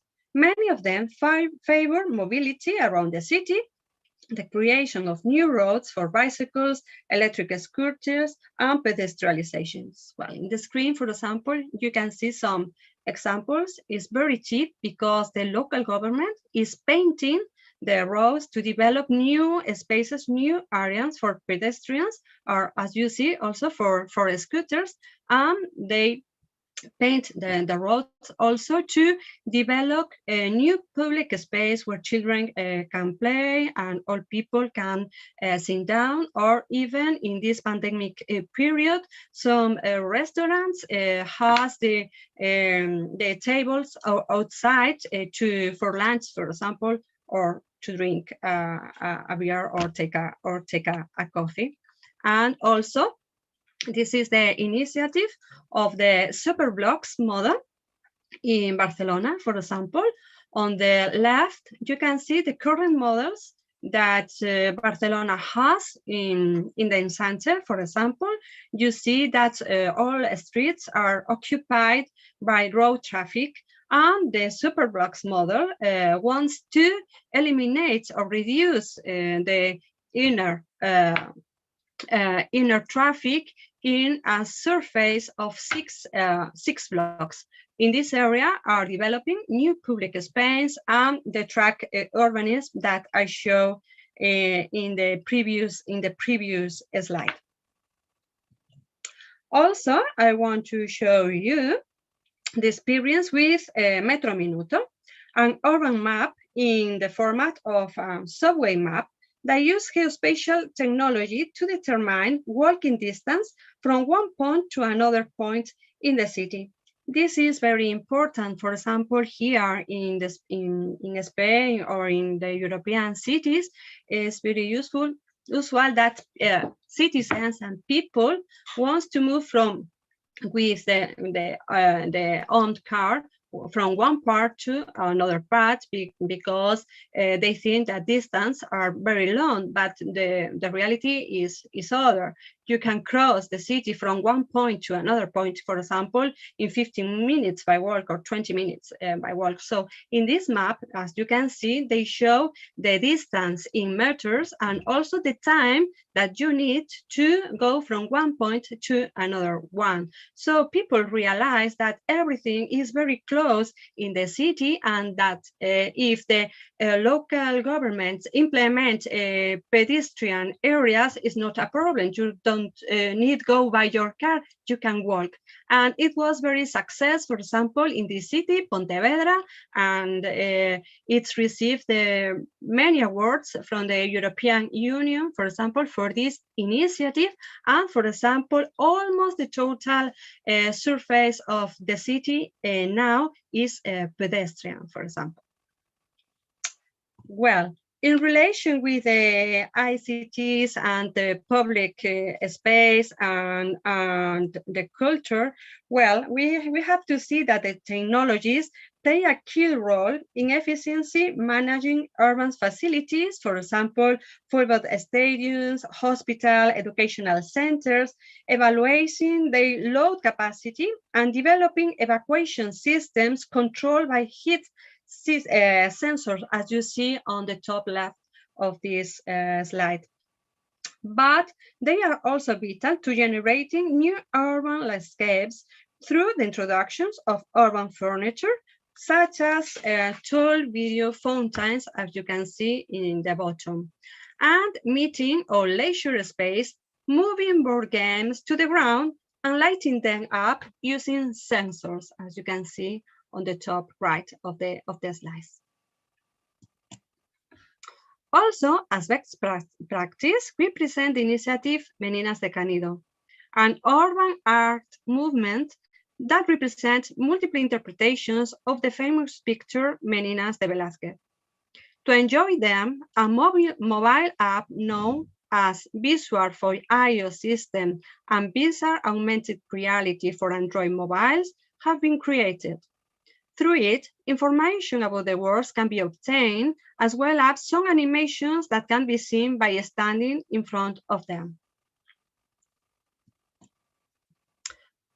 Sustainable city design cannot be carried out without citizen participatory process, in which the community must take ownership of the interventions for them to make sense, and where technologies are key, both to propose urban projects and to vote on the initiative that most appeal to the citizens. Within these participatory models, we cannot fail to refer to collaborative mapping. Initiatives that's the mapping of the urban horrors, for example, that was developed in Madrid. People want to show the impacts of the neoliberal urban growth. But afterwards, they think that they have to be more positive and not reflect only the negatives actions implemented in the city. And then they develop a new collaborative map called Los Madriles. is an atlas of neighborhood initiatives created by inhabitants of Madrid to promote social equality and enhance the value of the neighborhoods and their positive elements. With it, neighborhoods improve their image and recover their identity and sense of solidarity. As you can see, they develop some seminars, some meetings in the neighborhoods in which all neighbors participate and collaborate, saying what things they think that are positive in the neighborhoods, and afterwards they collaborate to create the map in touch with technicians, because it's true that many of these neighbors don't have the education to use the technologies or the computers. We can think, for example, in the neighbors that lives a lot of older people, for example, or neighborhoods where people has a very low educational level, mainly are vulnerable neighborhoods. They are the neighborhoods who needs more initiatives to be implemented, but also are the neighborhoods with more problems to develop technological projects in collaboration with neighbors, with people. They need help to be joined in this kind of projects. But in relation with the participation, this goes further in some cities, such as California, where the city-wide platforms give citizens a real opportunity to give their opinion and decide which initiatives to carry out, which ones they like and which ones they don't, through a simple vote system. For example, they offer a photo with a new project, with an activity or an idea, and citizens vote, yes, I like it, not, I don't like it, I prefer other. Well, with a constant increasing of vehicular traffic around the world, especially in urban areas, existing traffic management solutions become inefficient. This can be clearly seen in our life through persistent traffic jam and rising number of accidents. Wireless sensor networks, based intelligent transportation systems, has emerged as a cost-effective technology that bear a pivotal potential to overcome these difficulties. These technologies enables a new broad range of smart city applications around urban safety, including traffic safety, traffic congestions. With this platform, for example, they can measure the congestions of road traffic, but also the pedestrian traffic also. The road state monitoring and vehicular warning services and parking management. Even for those tourist cities that suffer from heavy traffic congestion in summer months, a mobile app has been created. It identifies tourist behavior patterns to make entertainment suggestions based on their days at peak times, and thus reduce the number of vehicles on the road. From a social point of view, I present 3 initiatives in relation with the technologies. The first one is called City for Age, which use data analysis to detect possible risk situations for elderly. And then this platform, this system detects risk and gives solutions to these elder people. Another one, secondly, is the initiative Viva Favela, an electronic portal fed by a team of journalists and community correspondents who are residents of favela trained to act as reporters and photographers. The project allows the appropriation of 2 means of production and circulation of information and the dissemination of news, both in the favela itself and outside of it. So people who lives in the favela has educational courses to know how to manage the technology, and afterwards they are the reporters and the photographs of their own favela. Also, I present you the project Know Your City, a data platform that characterizes the slums on the international level in terms of density population, water, infrastructure, health access, as well as commercial establishments and facilities. So it's a platform that involves a big data system. In relation with the environment, we must say that rainstorms wreak havoc in cities, causing flooding when urban drainage is no longer able to cope with more water. These catastrophes are becoming more frequent, as we talked about in the previous presentations, due to the presence of all sewage systems, the increase in the area of land made impermeable by asphalt, and of course, extreme weather due to climate change. In this context, the urgency of designing new urban developments with which to manage and use rainwater more efficiently becomes apparent. To this end, technology of spongeity, for example, as you can see in this slide, is being implemented in urban designs to drain water in a natural, ecological, and sustainable way. In other cities, initiatives to improve the environment situation are focused to create smart garbage collection systems. The amount of garbage in the containers can be measured to improve the collection services, and everything works wirelessly.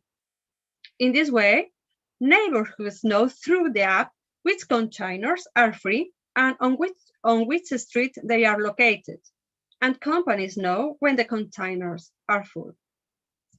In other cities like Santander in Spain, 1,000 information points has already been installed, 400 for the smart parking platform.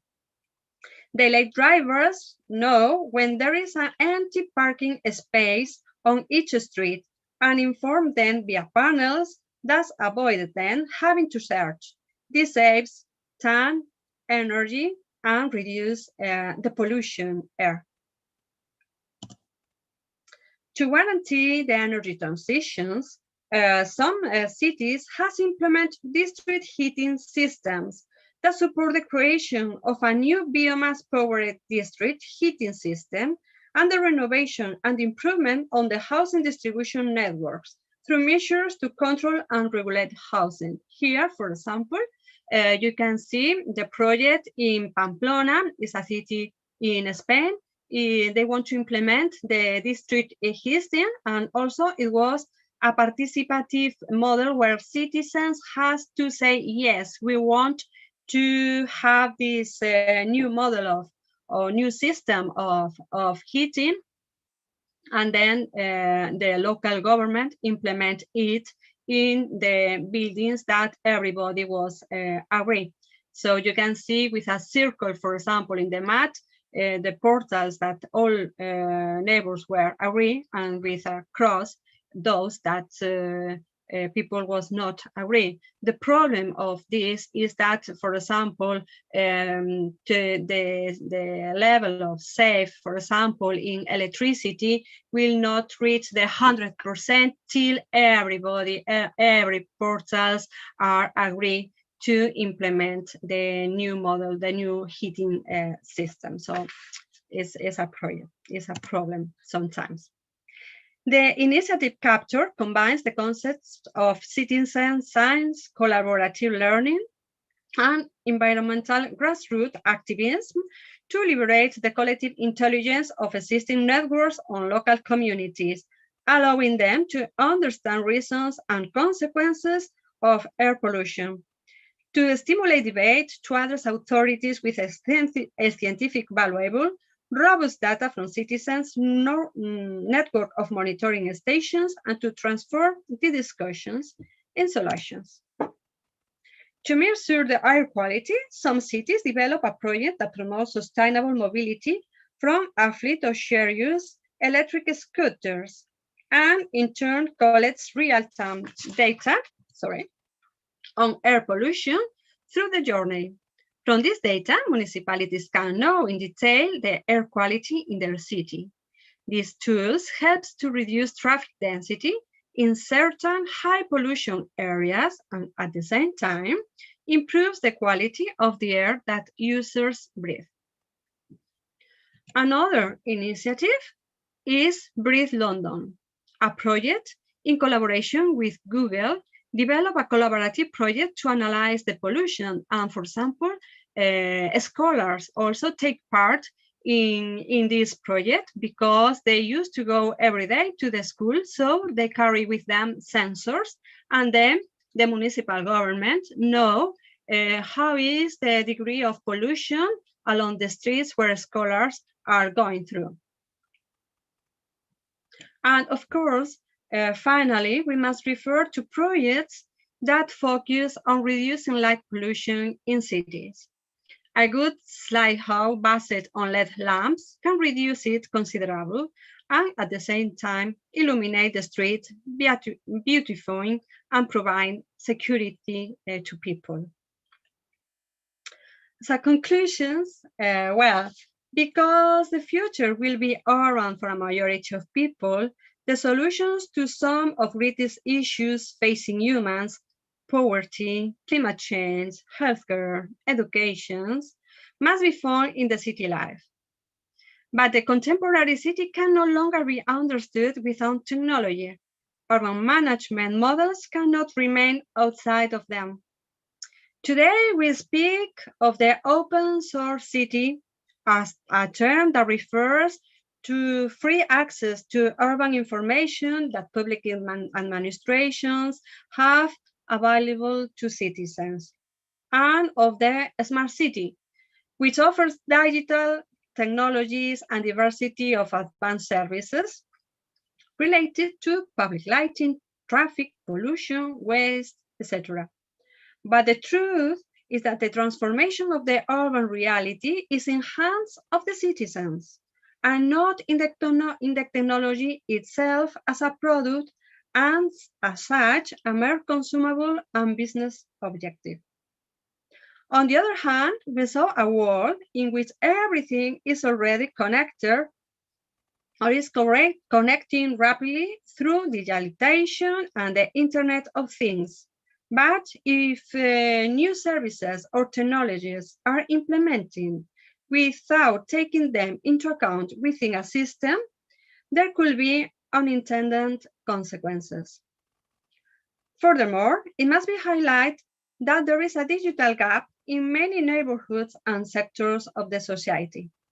In a democratic city, all citizens should have the right to access services that guarantee greater sustainability of their residential areas and a better quality of life. And finally, we cannot ignore the fact that a generation is not interested in physically enjoying the city. They know it through ICTs. They should disconnect a little bit and see that it's fun to get lost in the streets, to enjoy its public space and interact with their inhabitants. Many thanks.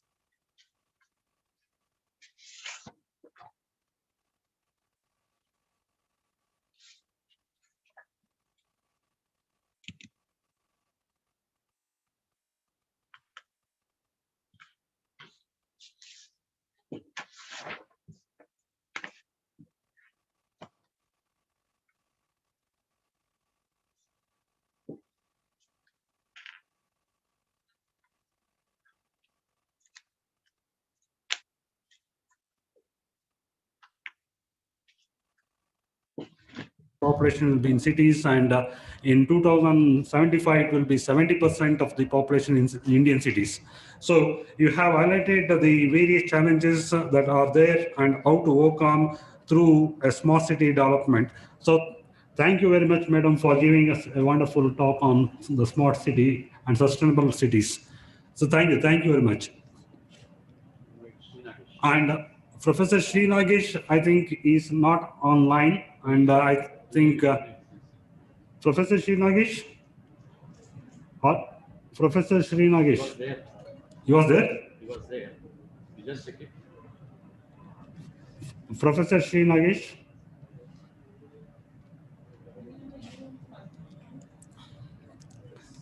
I think Professor Sri Nagesh has gone out of line. I will check it.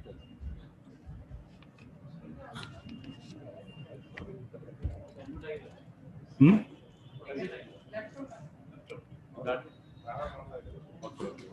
Okay, I think Professor Nagesh is not online, and I conclude with this this session. And thank you once again, Madam, for giving us a wonderful talk. Thank you. Mhm. So, if there are any questions, I think you are going to. Is there any questions? Virtual participants must have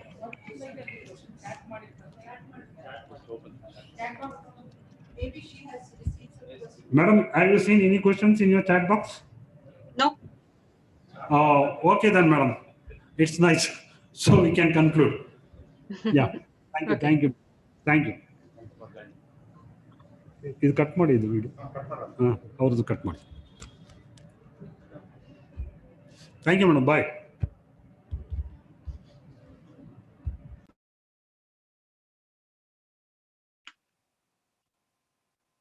our geography students are seen very less in number, so this is too bad, and I hope tomorrow it will not repeat the same thing, and we expect more number of students to be present, because each session will be giving a lot of insight into different topics. Actually, I do not know how much of you could able to gather information from the Takeshi's talk. It's a wonderful talk because he neatly came out from the emergence of GIS technology and how Japan got introduced the GIS technology because of the inevitable situation of their natural calamities like earthquake. So and he also rightly pointed out, he is a geomorphologist, he has rightly pointed out the fluid geomorphology, how it can help in disaster mitigation. The best example he gave two things. Do you remember? What are those two things? The Sendai flood and the Fukushima nuclear plant disaster. So both were because of the wrong land use planning without having a proper geomorphological knowledge. So I keep on telling you that the geomorphology is application-oriented subject, and we can able to understand much more. Actually, in this smart city development also, a lot of land use planning plays a dominant role, significant role. So that in tomorrow's session, there will be two speakers, Indian speakers, and they will be speaking much more clearly, and you will be quite easy to understand. I know the last speaker was quite the last speaker, I know that there will be a little bit difficulty in following some of the talks. Even then, by seeing the photographs, you can able to make out a lot of information. So that's the reason why I tell you that you should be present, and you can be educated more and more by looking at some of the slides. So with this, I also thank all the online participants for being with us for these two sessions, the morning and this afternoon session. And tomorrow also we expect the same number of online participants. And yeah, and also the online participants, you should be quite lively in having discussion. Means you can pose a lot of questions to the speaker. We can keep some 10 minutes for the speaker to answer your questions, so that there will be a lot of much more information can be means we can extract much more information from the key speakers, because all the speakers are very eminent professors of various fields. So I request all the participants to be present, as well as ask some relevant questions so that it will be good for the discussion. So with this, I conclude the overall session of today. Thank you. Thank you very much. Yeah, you can. Thank you, sir, for an exclusive report. Now we have come to an end of today's session. However, every end is a new beginning, and I hope today's event has enlightened us further on this timely need when our planet is in a state of vulnerability. With the hope of meeting again, I thank all the dignitaries, organizers, participants, and students for taking part in this informative forum. Thank you, everyone.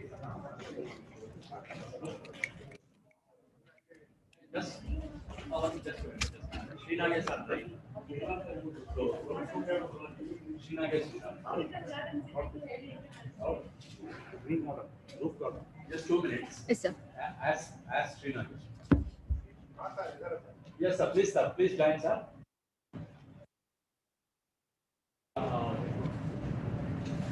Yes, sir. So, friends, very warm good afternoon to all of you. I'm sorry there was some slight connectivity issue. As Maria has spoken very well, because she has given us a detailed and complete aspects of sustainable cities and sustainable communities. But here I would like to quote one thing, that the corona has opened the eyes of the world, because even the most advanced countries, they were more vulnerable to this COVID situation. I think we need to focus more on the health aspect, or we can say the sustainable health aspect, as well as the sanitation, water, and hygiene. These are going to be the most important aspects in future as well, because as we all know that by 2050, 2040, 50% of the Indian population would be in 4 metro cities. So we need to understand the quantum of the vulnerability of people who are, who are at the on the what you call the receiving end of the resources. So the COVID, we should take a lesson from COVID and move forward and see that the cities are really livable, because I don't think that the condition which we are living today across the country definitely will have to take a fresh look at the urban, the cities of India. So I thank the organizers for giving me the opportunity, and all the best for them. Thank you so much. Thank you, Professor Nagesh, sir. It was our privilege to have you as a chairperson in today's session. Thank you, sir. Thank you.